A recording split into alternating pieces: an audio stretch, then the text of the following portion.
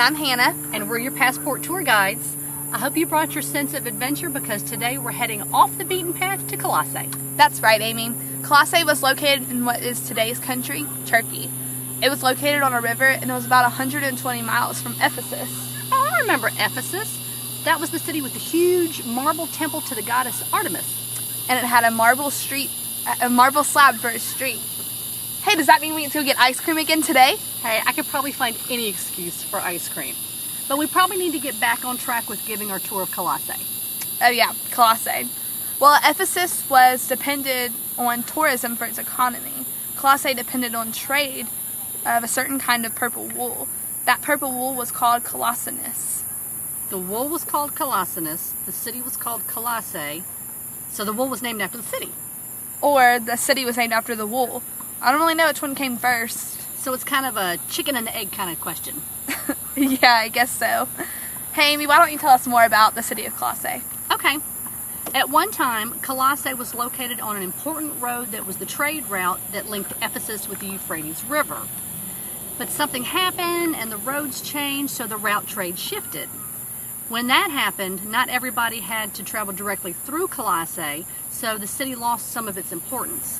Laodicea, a city on the new road, grew to be an important city instead.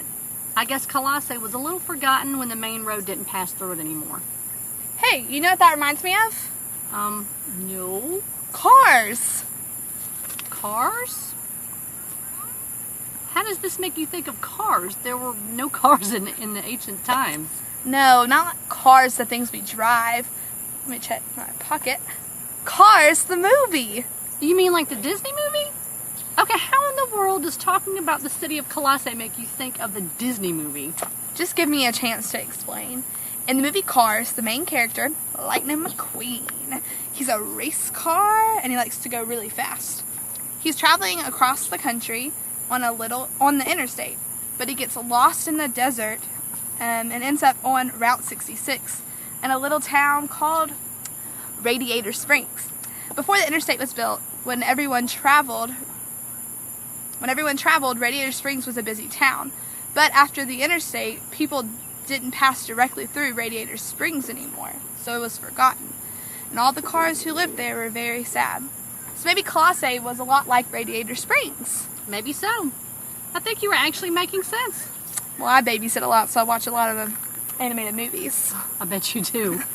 Hey, did you know Paul may have never actually traveled to Colosse, and he didn't even start a church there?